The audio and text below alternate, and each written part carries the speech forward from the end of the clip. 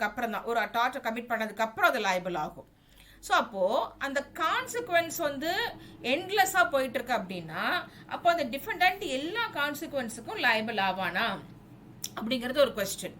So அப்போ இங்கே என்ன சொல்கிறாங்கன்னா, defendant is liable only for the consequences which are not too remote, but he cannot be made liable ad infinitum. So அப்போ இது ஒன்று இருக்கும். அட் இன்ஃபினிட்டம் அப்படிங்கிறது எண்ட்லெஸ்ஸாக, ஒரு முடிவே இல்லாமல் இப்போ அடுத்தடுத்து நடந்துகிட்டே இருக்குது, ஒரு செயின் ஆஃப் ரியாக்ஷன் மாதிரி நடந்துட்டு இருக்கு அப்படின்னா, அப்போ எல்லா விஷயத்துக்கும் அந்த டிஃபெண்டன்ட் லைபிள் ஆவாங்களா அப்படிங்கிறது தான். அப்போ இதுக்கு தான் நம்ம கேஸ் இருக்குது.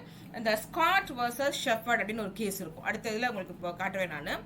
இந்த ஸ்காட் வர்சஸ் ஷெஃபர்ட் அப்படிங்கிறது என்னன்னா, ஒரு சைக்கிள் ஒருத்தர் போயிட்டு இருக்காரு ஒரு க்ரௌடான இடத்துல. திடீர்னு என்ன பண்ணுறாருன்னா, அந்த லைட்டட் ஸ்குவிட், இந்த சினிமாலெலாம் காட்டுவாங்க இல்லையா, ஒரு சின்ன ஒரு ஒரு குகைக்குள்ளே, இங்கிலீஷ் படத்துலலாம் காட்டுவாங்க, குகைக்குள்ளே மாட்டிக்கிட்டாங்கன்னா கையில் வந்து ஒரு சின்ன வந்து அந்த பர்த்டே கேண்டில் மாதிரிலாம் வச்சு பண்ணிகிட்டு இருப்பாங்க. ஒரு அது ஸ்மோக் வர மாதிரி இருக்கும், ஃபயர் வர மாதிரி இருக்கும். ஸோ அவன் என்ன பண்ணுறான்னா, அந்த மாதிரி ஒரு லைட்டட் ஸ்குவிட்டை ஒரு க்ரௌட் மேலே தூக்கி போட்டுடுறான். ஸோ அப்படி க்ரௌட் மேலே தூக்கி போடும்பொழுது அது எக்ஸ் மேலே விழுது. அப்போ எக்ஸ் என்ன பண்ணுறாருன்னா, அதை ப்ரிவென்ட் பண்ணுறதுக்காக அது தூக்கி ஒய் மேலே போடுறாரு. ஒய் அவர் மேலே விடாமல் இருக்கிறதுக்காக அது தூக்கி பி மேலே போடுறாரு. அப்போ பி மேலே போடும்பொழுது அட் லாஸ்ட் பிக்கு அடிப்படுது, பியோட கண்ணு வந்து இதில் போயிடுது. இப்போது இந்த ஃபஸ்ட்டு இந்த லைட்டட் ஸ்குவிட்டை தூக்கி போட்டான்ல, அவன் லைபிளா, இல்லை அவன் தூக்கி எக்ஸ் மேலே போட்டான் அப்போ எக்ஸ் லைபிளா, இல்லை எக்ஸ் வந்து ஒய் மேலே போட்டான் ஒய் லைபிளா, இல்லை ஒய் வந்து பி மேலே போட்டான். அப்போது இந்த சைக்கிளிஸ்ட் அப்படின்றவன், அந்த ஸ்காட் அப்படின்ற அந்த ஸ்காட் இல்லை ஷெப்பர்ட் அப்படின்றவன் ஆரம்பிச்சது, கடைசியாக வந்து ஸ்காட் மேலே விழுந்திருக்கு. அப்போது இன் பிட்வீன் 3 பேர் இருக்காங்க, இதில் எக்ஸ் ஒய் 2 பேர் இருக்காங்க. அப்போ அவங்களோட கான்சிக்வன்ஸ்க்கு மட்டும்தான் இவன் லைபிள் ஆவானா மாட்டானாங்கிறது கொஸ்டின். அப்போ இந்த எக்ஸாம்பிள் பார்த்தீங்கன்னா, சைக்கிளிஸ்ட் என்ன பண்ணுறாருன்னா, நடந்து போயிட்டு இருக்க ஒருத்தரை தெரியாமல் இடிச்சிடுறாரு, அவர் கீழே விழுந்துடுறாரு. அவர் வந்து ஒரு கையில் பேக் எடுத்துகிட்டு போகிறாரு, அந்த பேக்கில் ஏதோ ஒரு பாம்பு இருந்திருக்கு. இவர் கீழே விழுந்தோன்னா அந்த பாம்பு எக்ஸ்ப்ளோட் ஆகிடுது. எக்ஸ்ப்ளோட் ஆகி பக்கத்தில் இருக்க பில்டிங்கும் டேமேஜ் ஆகிடுது. நிறைய பேர் இதில் வந்து அஃபெக்ட் ஆகிறாங்க, குழந்தைங்க எல்லாம் அஃபெக்ட் ஆகிறாங்க. இப்போது அந்த சைக்கிளிஸ்ட் வந்து எதிர்பார்த்துருப்பாரா, இந்த பேகுக்குள்ளே பாம்பு இருக்கும், நம்ம ஒரு மேலே போய் இடிப்போம், அவர் கீழே விழுந்துருவார், பாம்பு வெடிச்சிரும், இந்த பில்டிங்லாம் கொலாப்ஸ் ஆகும்னு எதிர்பார்த்துருப்பார்.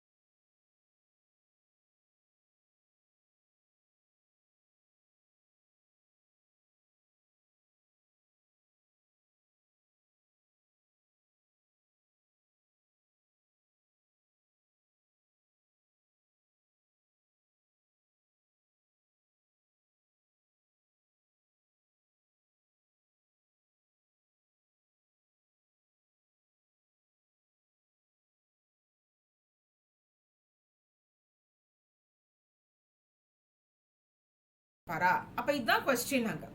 So whether the cyclist can foresee that the passerby will carry a bag and the bag may contain a bomb and the bomb might would have been exploded which caused severe damage to the building and the people over there.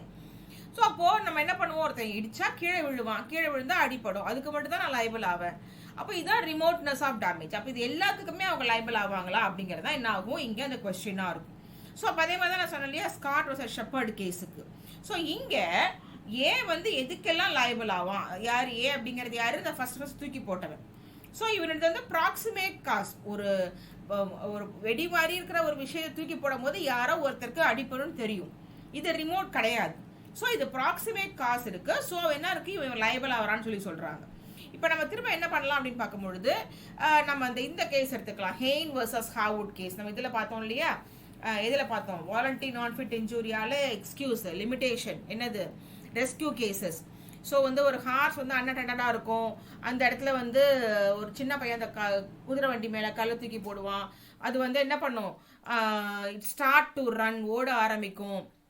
அப்படி போகும்பொழுது நிறைய பேரை இடிச்சிரும், நிறைய பேருக்கு வந்து அடிபட்டுரும். அப்போது அது வந்து நமக்கு எல்லாருமே லைபிள் ஆவாங்களா அப்படிங்கிறது அங்கே ஒரு கொஸ்டினாக இருக்கும் இல்லையா. ஸோ அப்போ அந்த கேஸு ரிமோட்னஸ் ஆஃப் டேமேஜா. இப்போ என்ன கேட்பாரு அந்த கார்ட்டோடைய ஓனரு, எனக்கு எப்படிங்க தெரியும் திடீர்னு ஒரு பையன் வருவான், அவன் வந்து இந்த மாதிரி எல்லாத்தையும் வந்து இடிச்சு தள்ளிட்டு போவான், குதிரை மேலே கல்லை தூக்கி அடிப்பான், குதிரை இப்படி பயந்து ஓடுன்னு எனக்கு தெரியாது இல்லைன்னு சொல்லிட்டு சொல்லுவார் இல்லையா. அதுதான் என்னது, ரிமோட்னஸ் ஆஃப் டேமேஜ். ஸோ அப்போ அங்கே என்ன சொல்கிறாங்க அப்படின்னா, அங்கே ஒரு கான்செப்ட் நான் உங்களுக்கு வந்து அந்த சாப்டர் வரும்போதே சொல்லியிருந்தேன். என்ன கான்செப்ட் அது, நோவஸ் ஆக்டஸ் இன்டர்வீனன்ஸ். ஸோ அப்போ நோவஸ் ஆக்டஸ் இன்டர்வீனன்ஸ் அப்படின்றது என்னன்னா, நான் வந்து அந்த குதிரை வண்டியை கவனிக்காம விட்டது என்னோட நெக்லிஜென்ஸ். இதில் அந்த பையன் நடுவில் வந்தான் இல்லையா, அது நோவஸ் ஆக்டஸ் இன்டர்வீனன்ஸா, இல்லை அந்த ஒரு போலீஸ்கார் வந்து அந்த வண்டியை தடுத்து நிப்பாட்டுறதுக்கு ட்ரை பண்ணாருல்ல, அது நோவஸ் ஆக்டஸ் இன்டர்வீனன்ஸா. ஸோ அப்போது அந்த ஒரு பையன் வரான், அந்த குதிரை வண்டி மேலே கலை தூக்கி அடிக்கிறான், வண்டி ஓட ஆரம்பிக்குது. அப்போ அந்த பையன் பண்ணதுக்கு மட்டும்தான் லைபிள் ஆக முடியுமா, நடுவில் ஒருத்தர் வந்து அந்த குதிரை வண்டி நிப்பாட்டுறதுக்கு ட்ரை பண்ண வருவார், அப்போ அவருக்கு அடிப்படும் அப்படிங்கிறது இதுக்குள்ளே வருமாங்கிறது ஒரு கொஸ்டின். அப்போ இது ரிமோட்னஸ் ஆஃப் டேமேஜா. ஸோ அப்போ இது அந்த நோவஸ் ஆக்டஸ் இன்டர்வீனியன்ஸ் அப்படிங்கிறது உள்ளே வர்றது.